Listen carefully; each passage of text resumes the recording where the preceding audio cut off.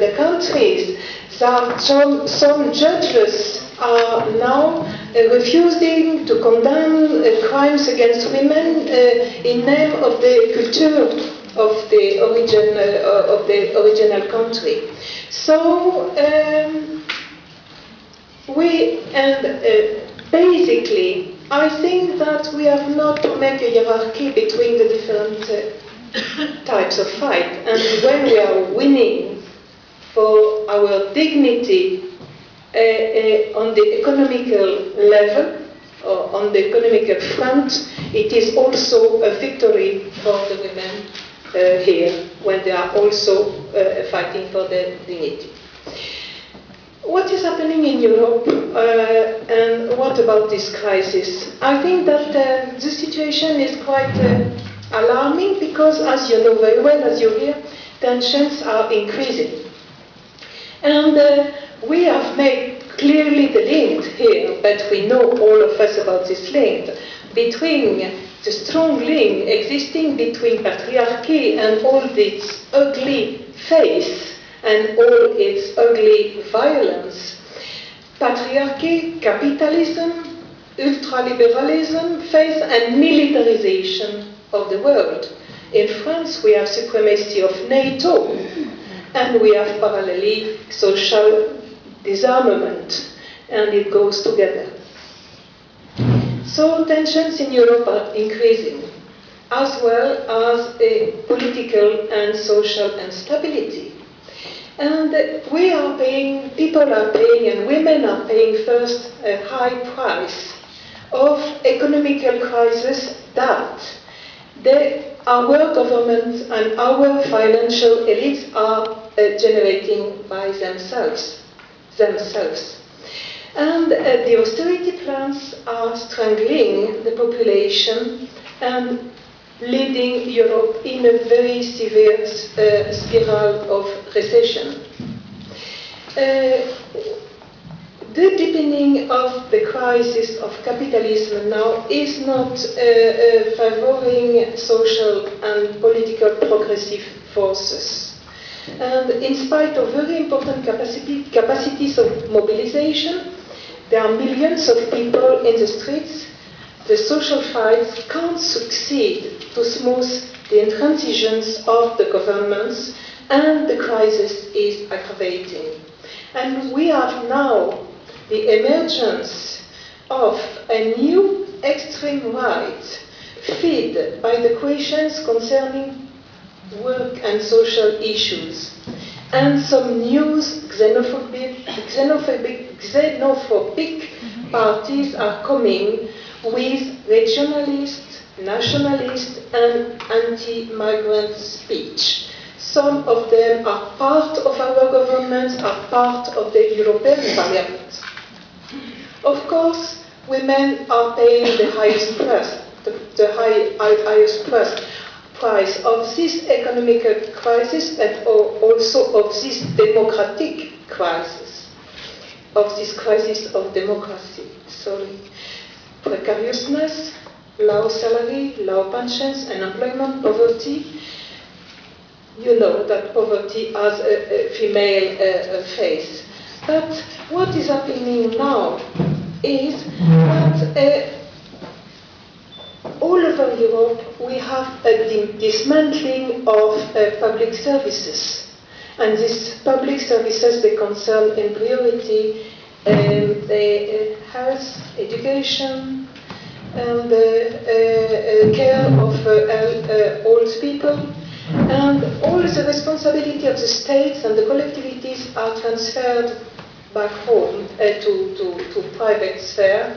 And women are led to stop their professional activities or their public involvement to go back homes, and it is now a very strong evolution. And according to official statistics, in 2035, more the population of Europe will be more of 65%. That means that it will be a heavier burden.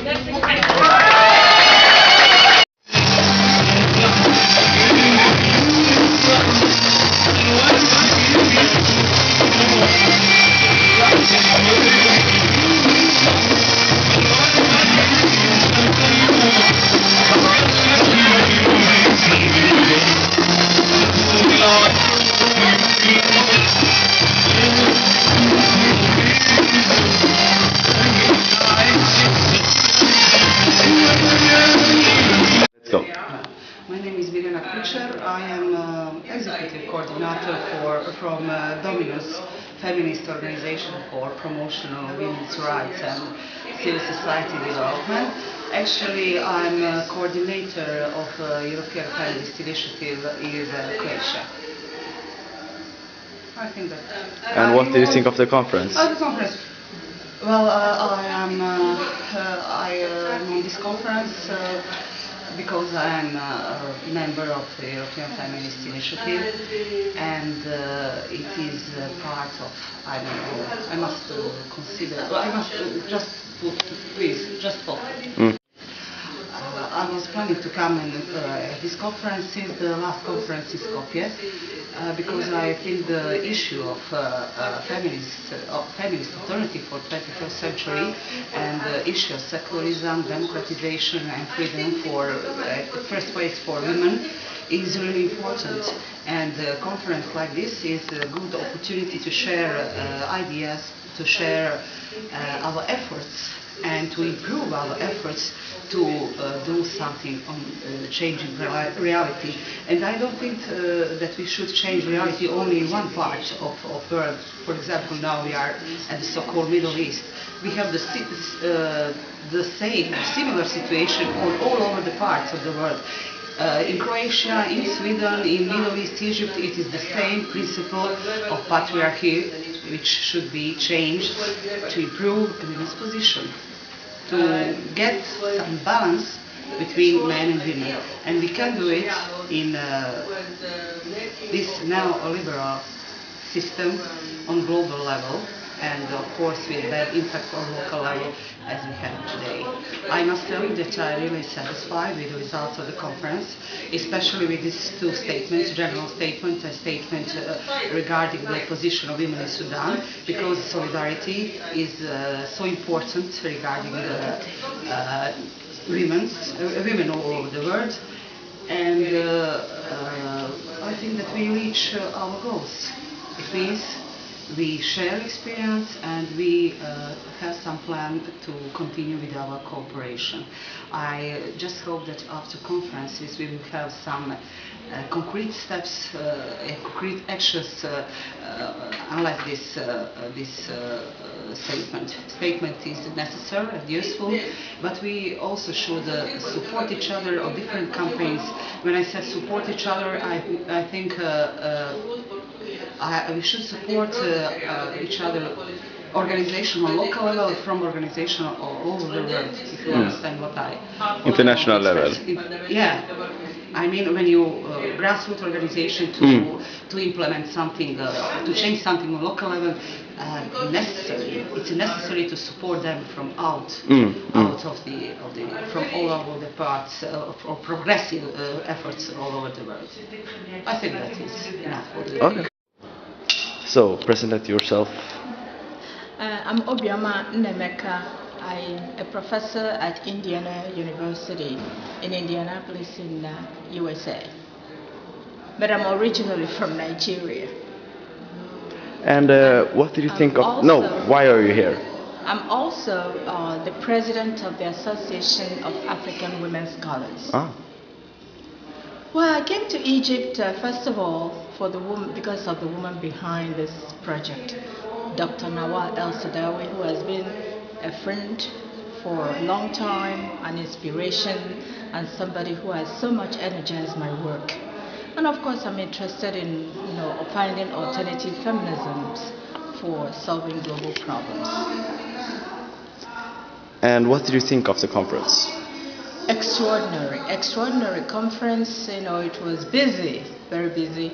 But we learned a lot, and the focus on violence against women, especially war and conflicts, were dealt with in depth in this conference, and also putting it in a global context. So the whole idea of bringing people from all over the world, from different continents, and they're bringing to the table their ideas about this particular problem was both eye-opening, very instructive, and I felt really energized to go back to do the work I do. Thank you. You're welcome. Welcome and hi for everyone who is watching us today. I'm Ahmed Adan, an editor for a website called Middle East Youth. This is a regional organization, focuses on social media and how social media can change life of youth. And I'm also a student at final year of Medical University in Cairo. So what do you want to ask? Yeah. Why did you come to the conference? Well, I've come to this conference, Women in the 21st Century, Feminist Alternatives. I've come upon an invitation from Dr. Nawal El-Sadawi. She has invited me for this conference because actually I go there at her house at a monthly salon. We do a monthly salon at the Dr. Nawal El-Sadawi house. Me and my friends and my colleagues, and the secular minds of Egypt. We go there. She invited us, and I've come actually because I was motivated because the conference has nationalities from all over the world, and this has enriched me a lot to meet and to talk with people from different nationalities and from different parts of the globe. That was a beautiful experience. So yes, I've come here upon this invitation, and I shared my views. I do not agree, of course, with all the views here, but I do accept the other, and the other here in this conference accept my views. So peace at the end. What did you think of it? What did you think of the conference? I think it's successful on many levels. I think the most important level that it's very diverse. It has everyone from every part of the globe. I've met Kurdish people, which was a pleasure to me. I've met Arab people, European, from the east, from the west, even from Mexico. So this diversity of nationalities was amazing for me. Was an amazing experience. To share all these views and all these people have come from every corner of the earth to pay a pilgrimage to Dr. Nawal El-Sadawi. That I was relieved actually. I was relieved because, as I said in my speech, Dr. Nawal El-Sadawi is very disregarded here in the Egyptian media because she stands against the fundamentalists, with no compromise. But to see all this worldwide recognition for Dr. Nawal El-Sadawi, this means a lot to me. Yes. Thank you. Thank you very much. Thank you very much. Okay, I will just start recording. Welcome. Just introduce yourself in the beginning. بگو اسم تو. Thank you. بگو کی هستی و از کجا میای. We can help you translate. اوکی. شهر نوری هستم از سازمان آزادی زنان ایران. I am Shahla Nouri from the Women's Liberation in Iran. Okay. And where do you live now? کجا زندگی میکنی؟ من مدت 25 ساله که در سوئد زندگی میکنم. How much have you lived there? She told me. It's been 25 years now that I've lived in Sweden, in Gothenburg. Okay. So you're living in Sweden as a refugee. Yes. Okay. What's your role in the women's liberation in the liberation movement for Iran, which you've initiated in Sweden? What's your role in this organization? ارگانیزاسیون ما توی انترناسیونال در رابطه با مسائل زنان در همه جای دنیا انترناسیونال کار میکنه، به خصوص زنان ایران. اما در مورد خود سوئد ما توی یوتیوبری در رابطه با مسائل زنایی که خشونت دیدن کار میکنیم و بیشتر کمک کنیم همچنین زنایی که به کشور سوئد میان با ازدواج اجباری و اونها کمک میکنیم برای اینکه بتونن اقامتشون کنن. داشتم پرسید رول تو ایران چیه؟ شما تو رولتون تو ایران چیه؟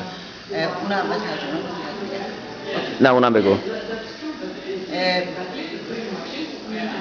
جنبش زنان توی ایران یک جنبشی هستش که بعد از انقلاب ادامه پیدا کرد و ما کسانی که زنان رادیکالی که اون موقع مجبور شدن خرد کنن خارج کشور کارشون همچنان ادامه دادن و تاثیرشون روی جنبش زنان بسیار زیاده و اونا رو باعث میشه هر روز رادیکال‌تر بشن و اعتراضشون بیشتر سازمان بدن به جمهوری اسلامی. She said, at first she said that the organization helps women internationally and of course especially women in Iran. They help refugees who come outside of Iran when like her organization mostly helps women in Sweden that are coming from Iran, Kurdistan and other parts of the Middle East that speak Persian, so they can help them. And also some Kurds that don't speak Persian. And she said that her organization the women movement in Iran started when, after the revolution, it didn't start, it grew. It still grew, but most of them had to leave Iran because they couldn't stay there. And even though they left, they kept working outside of Iran to help the women in Iran to keep on with their movement, and they're still helping them instead of Iran to make سازمان چی میشه؟ to make a movement to unite in Iran against the regime and the apartheid that is currently in Iran.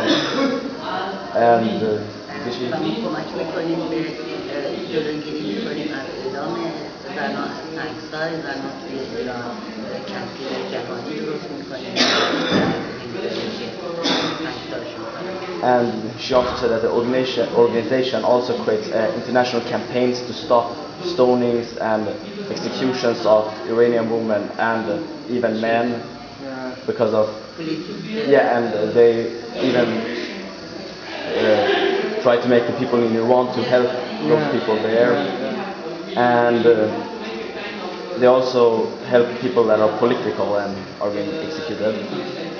And بگم چیز زنان homosexual هم میکشن اینجا. They also help homosexuals because it's against the law to be homosexual in Iran, and if they found out that you're homosexual you get executed. And they also help the homosexuals in Iran to do what they can. Okay. So there is gender apartheid in Iran. What do you think about the gender apartheid in Iran in your own words? وقتی که چند ماه بیشتر از انقلاب نگذشته 8 مارس زنها که رفتن اعتراض کنن به خیابون بهشون گفتن جمهوری اسلامی گفت یا روسری یا توسری. Okay. She said when the revolution came on 8th March in Iran, the woman went out on the streets and said the women went out on the streets for their rights, but then the Islamic Republic of Iran told the women, put on the hijab or die. از همون روز آپارتاید جنسی توی ایران شروع شد. بعد از اون شروع کردن فعالین سیاسی رو بگیرن و بعد از اون گفتن که زنها از توی ادارات اخراج میشن اگه رو سری سر شده. Okay. ادارات چیه؟ Oh, okay. She said that after that, the gender apartheid in Iran started. After that's when the Islamic Republic said put on the hijab or die. The women had to put on the hijab to stay in the working areas and in the movements. Otherwise, they would be kicked out directly. آره و دیگه چی گفتی؟ زنها رو توی مدارس از مردها جدا کردن. And after that, they started to separating the women and men in schools to different sections. توی بیمارستان‌ها. And in the hospitals. توی خیابون. And in the streets, you can walk with. And in the buses, they started becoming like men in front and women in the back. In the metro, in the system, you know, the underground system. And they made the hijab to be, you have to have it on. It's a rule, it's a law. So actually, all that has happened all of a sudden to this, you know, to this Persian civilization. You have this great poets, you know, and artists. All that happened at once in 1979. What was the effect of that? وقتی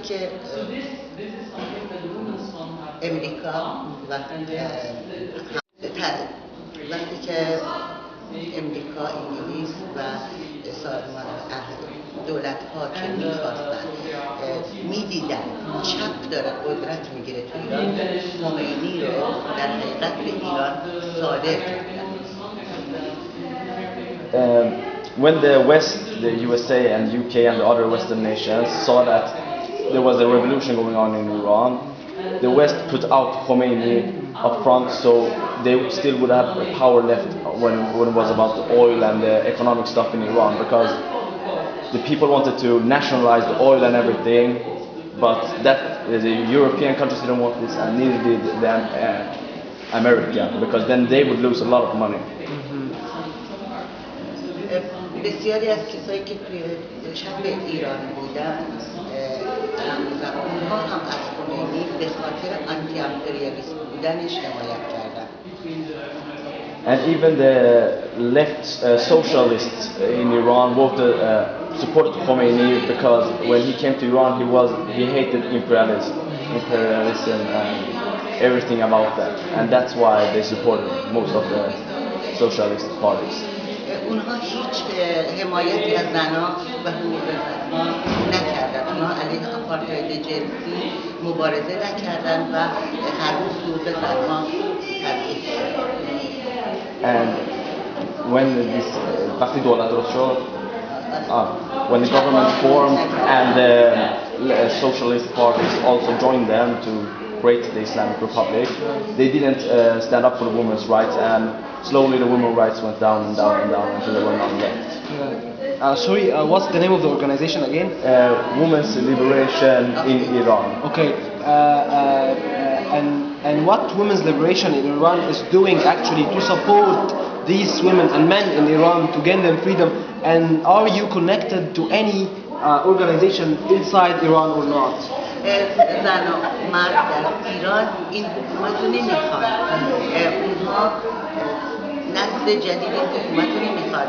حتی زمانی که نسل ما این حکومت رو قبول کرد، برای ما مهم نیست که ما انسان‌ها رو حکومت کنیم برای اینکه این حکومت رو سرنگون کنن و یه جمهوری سوسیالیستی درست کنن.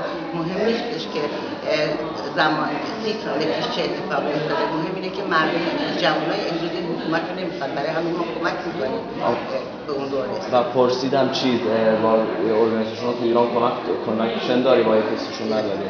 بگو جواب بده. من نمیتونم اسم ارگانیزیشن‌هایی که توی ایران بگم، چون که زندگی اونا به خطر میفته و اعدامشون میکنن. Okay.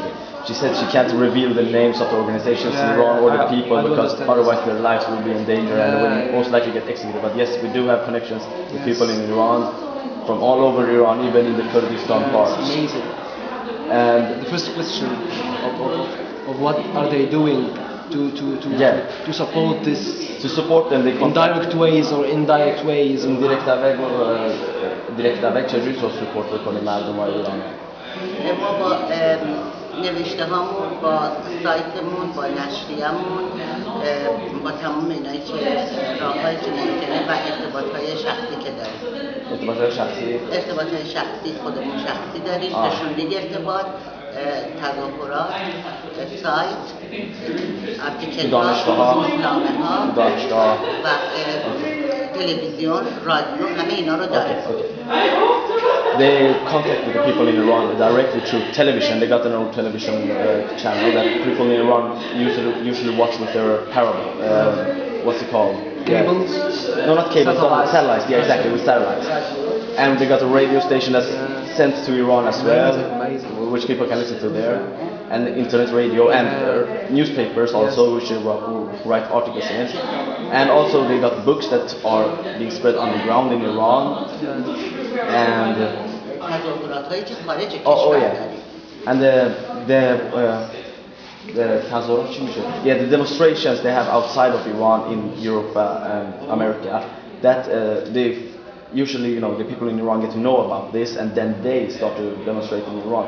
And also they got connections in universities with students, with student faculties that are against the regime, because the youngsters of Iran are against this current rule. و همینطور کنفرانس هایی که سازمان میده خارج کشور، زنهای سوسیالیست نون ندارن شب به بچهشون بدن. تمام اینها حکومت جمهوری اسلامی رو نمیخوان. آرزوی ما هم اینه که اون انسانها به خواستشون برسن. تلاش ما اینه که حکومتی در ایران باشه که بتونه رفاه، آسایش، عدالت، آزادی، برابری رو به انسانها بده و این هیچ چیزی نیست در نظر من به جز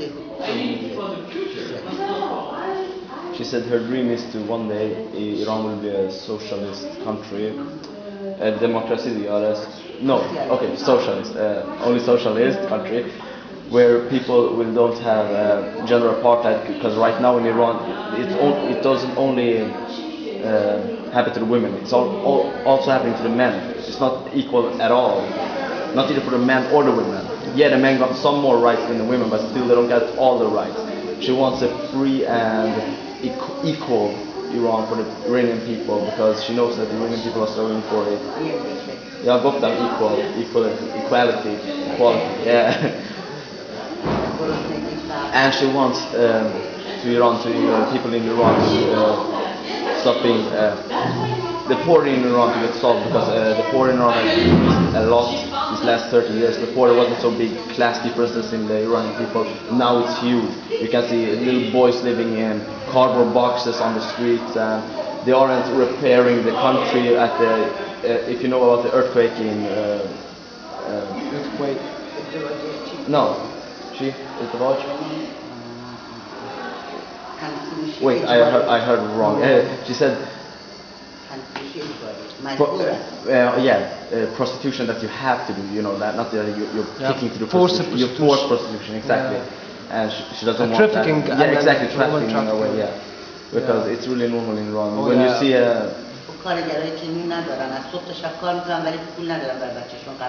and food for the people that are working every day but still can't afford to feed their children.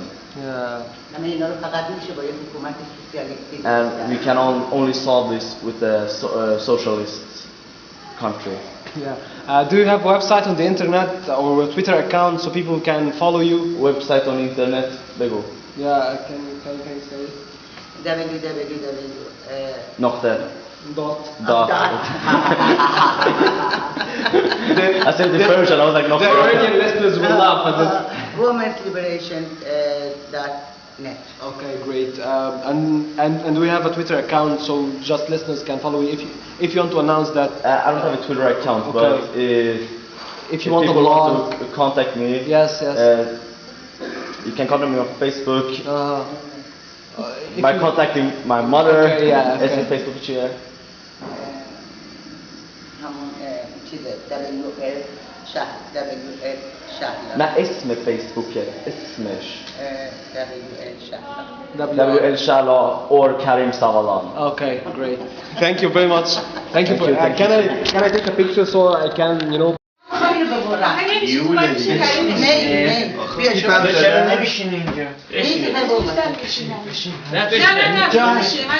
تیپم زدن تو بشین خوشگله همه جا شدیم دست بزنیم خشم بیاد اینجا نه من باید میکردم من واردترم خب من چاقو نمیدونم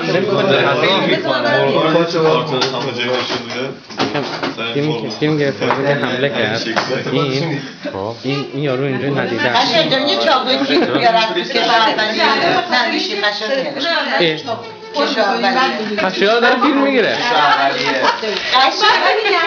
خشیار داره فیلم میگیره خشیار خیلی خوش راحت کرده همه چی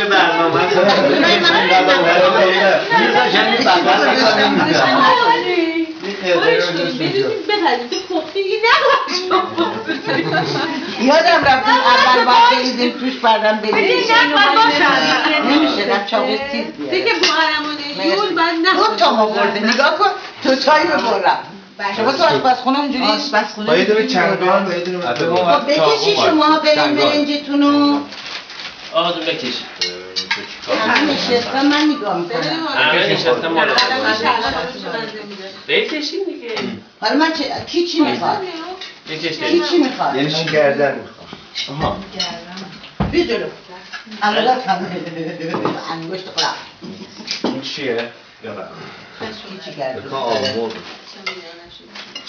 آمور آب همین نه آب بوغلمون همون بوغلمون با چیزه با ببین توی خوردش کن همون بوغلمون چیه؟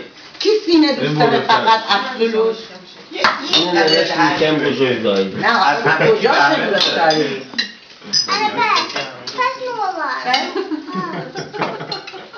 مهم نیست کجا